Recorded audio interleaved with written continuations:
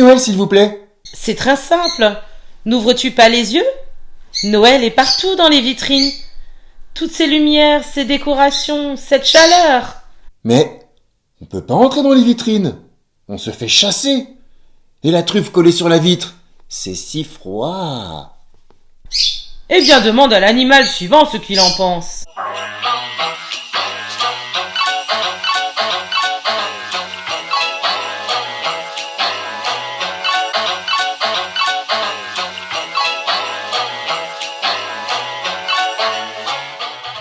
Bonjour, je cherche Noël. Tu peux me dire où c'est? Oh oh, Noël là! Il est partout dans la forêt. Regarde ces sapins majestueux, ce sont eux qui symbolisent Noël. Quelle prestance, quelle force, quelle sécurité! Ils dégagent un tel sentiment de grandeur et d'admiration, ne trouves-tu pas? Mais dehors dans la forêt, tout seul, les bruits me font peur. Et je n'arrive pas à communiquer avec les sapins. Eux, ils parlent entre eux, leurs racines, leur hauteur, leur écorce, la terre. Mais ils n'aboient pas. Eh bien, demande à l'animal suivant ce qu'il en pense.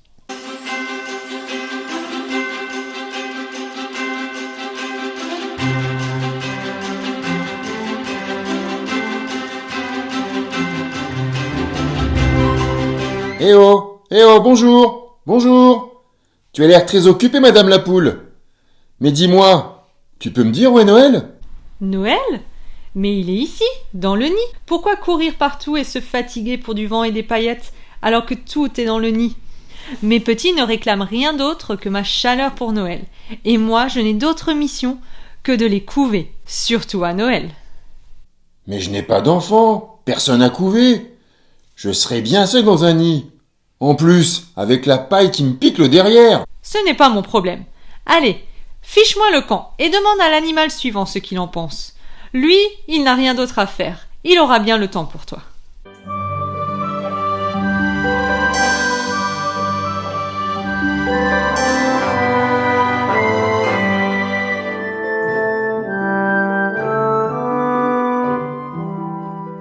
Bonjour, mesdames.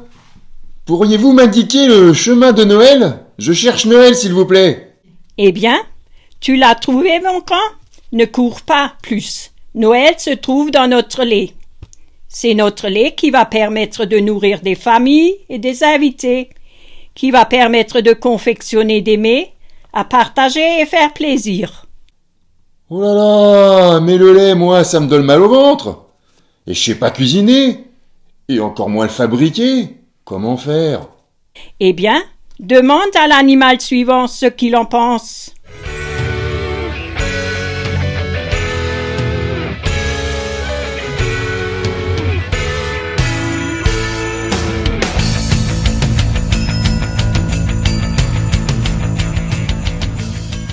Bonjour, monsieur Chat. Toi qui vois tout et sais tout en te faufilant partout. Dis-moi, c'est où Noël? Eh bien, c'est facile. Noël est juste à côté de toi. Sur une poutre ou sur un rebord de fenêtre. D'en haut, tu vois tout à travers les vitres. Les visages heureux, les chants joyeux, l'application de chacun à sa tâche pour faire plaisir. Noël est juste derrière chaque fenêtre. Oh, mais moi, je sais pas grimper comme toi pour me lever dans les recoins abrités. Eh oui, tout le monde n'a pas la magnificence d'un chat. Demande à l'animal suivant, si toutefois il en est capable, ce qu'il en pense.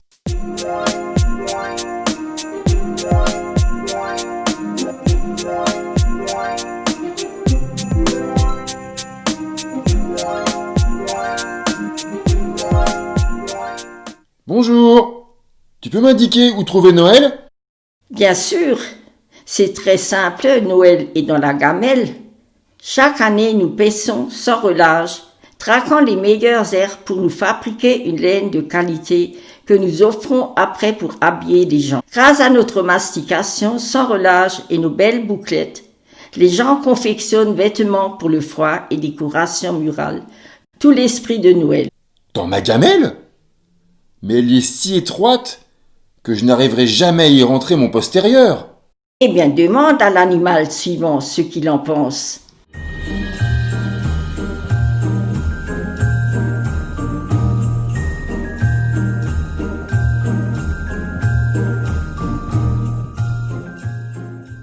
Eh bonjour!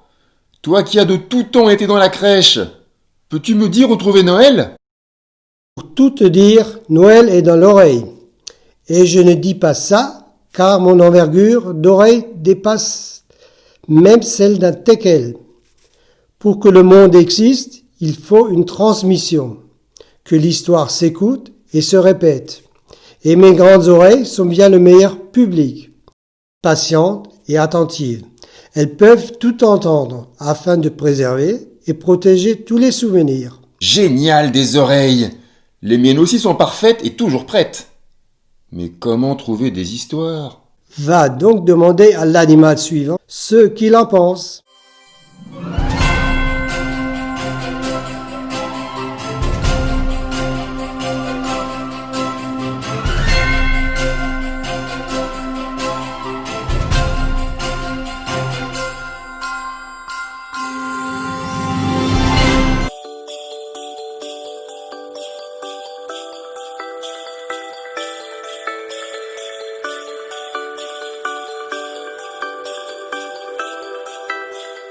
Tiens, bonjour! Toi qu'on voit peu, saurais-tu me dire où est Noël?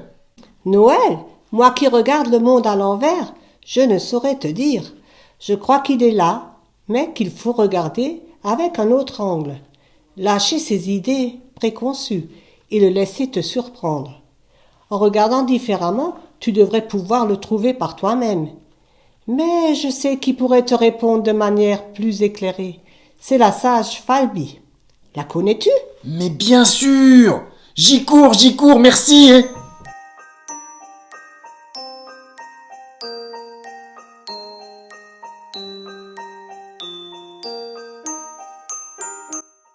Bonjour Falby. Il paraît que tu peux me renseigner sur Noël. Bonjour, petit Ringo. Oui, si tu as besoin d'aide sur Noël, dis-moi. Eh ben, j'ai rencontré plein d'amis. Et je leur ai demandé qui est Noël. Mais où je peux le trouver? Chacun m'a expliqué son Noël. C'est super! Mais quoi? Je trouve qu'il manque quelque chose. Ou quelqu'un. Oui, tout à fait, c'est ça. Un peu des deux. Si tu souhaites que je te raconte l'histoire de Noël, l'origine de cette fête, alors je suis ton teckel. Oh merci Falby, ça c'est un vrai cadeau que tu me fais. Attends, écoute d'abord. Tout remonte à l'époque où les chats étaient les seuls à dominer le monde. Oh, du temps du roi humain Hérode? Oui, c'est ça. En plus, Noël, ça a commencé au pays du pain. Quoi? À Bethléem? En Palestine? Ah, je vois que tu t'y connais en histoire géo. T'as fait ton catéchisme en ligne cette année. Ça doit être ça. Oui. Mais raconte-moi la suite.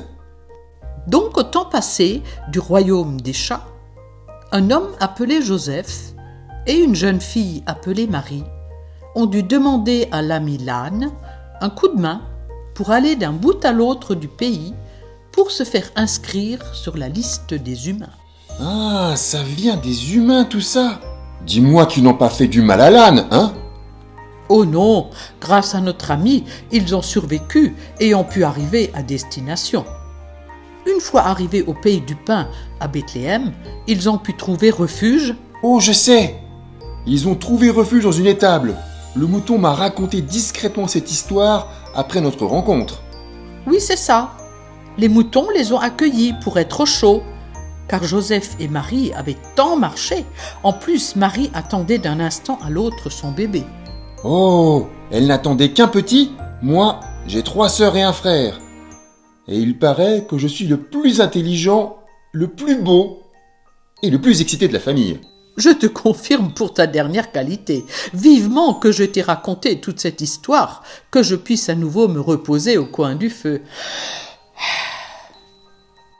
Donc les humains accueillent leur bébé.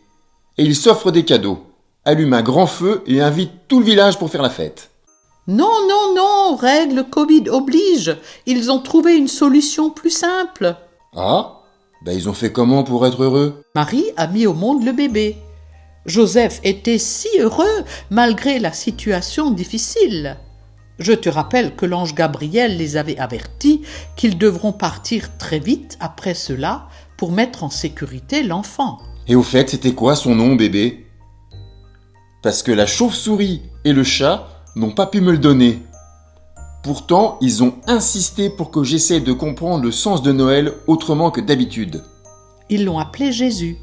C'est Gabriel qui avait préparé le coup avec Dieu à ce sujet. Jésus, c'est pas un peu comme je suis avec vous, non? Jésus ou Emmanuel ou Noël, ça veut dire Dieu avec nous. Ah la vache! Elle m'avait dit celle-là que c'était une histoire de partage. Je savais pas que c'était jusqu'à trouver ensemble le prénom de l'enfant. Je n'ai pas fini de te raconter, car finalement, toute cette histoire s'est transformée aujourd'hui en plein d'idées. Tout ça pour se dire qu'on s'aime aussi fort que Dieu aime tous ses enfants. Ah? Je suis un enfant de Dieu?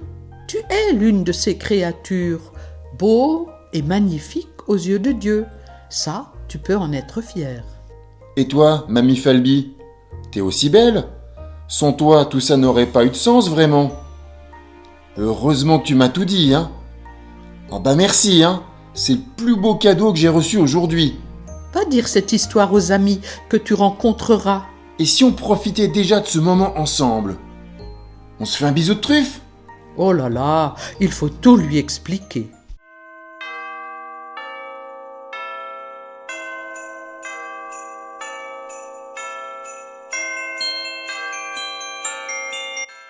Et les cadeaux?